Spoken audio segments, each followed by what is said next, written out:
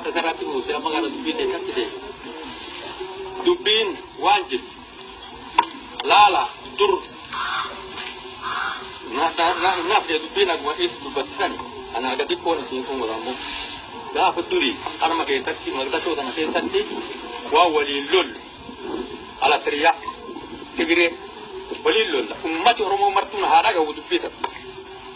Gaafa eenyu lol Haile Sillaasee waliin lol deebanii Haile Sillaaseen dabarraan Mangistuu dabarree Mangistuu lol gaafa Mangistuu san jarri lamaan hurriyyaa argatu Tigiree fi Alatiriyaan deebitee nuka gaafas waliin lol amma Tigireen gabroonfatu wanni kun maal Oromoo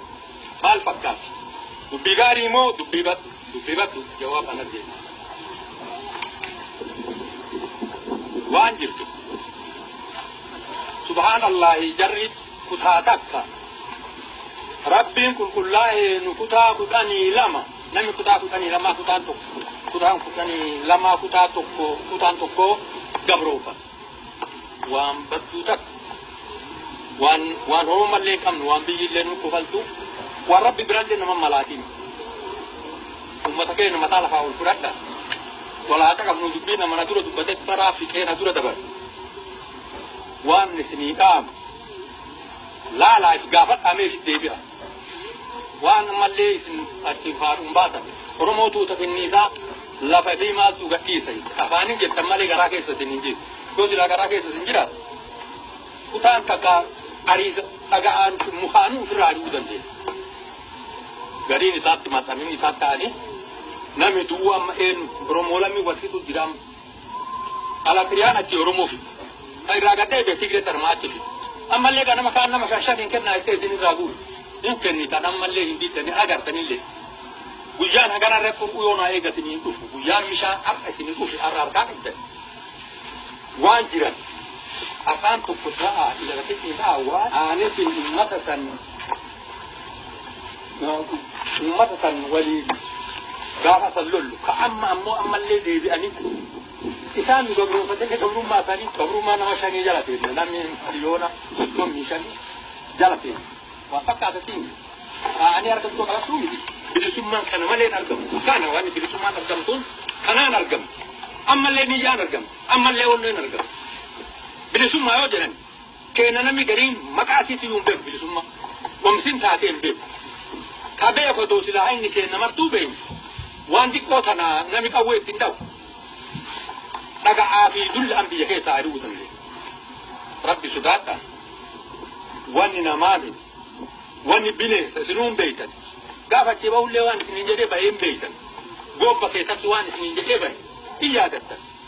gaafa isallee bakka itti wal lolle mara hin yaadattan na biyya san keessa jirtan lola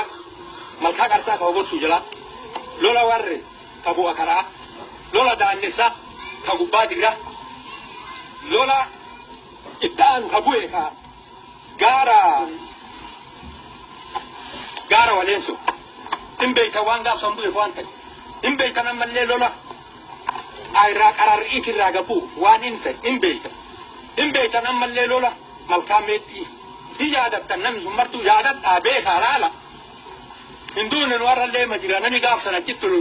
haalli tokkotti nurraa hafe biyya kate du'e mucaan tokko hin duune hin jiraarrallee ammallee akkasitti hin deemmachuun itti ammallee hin haftu abba isii faana deebi abba isirraa goree lafii faana deebi nu ammallee kanaan deemu jira irraa nafu kanaan deemu jira ammallee lameen sun nu gumeeffa waan isinii dhaamu sanii dhagaa sana takaftanii fi galaaftoomaa ammoo waan isinii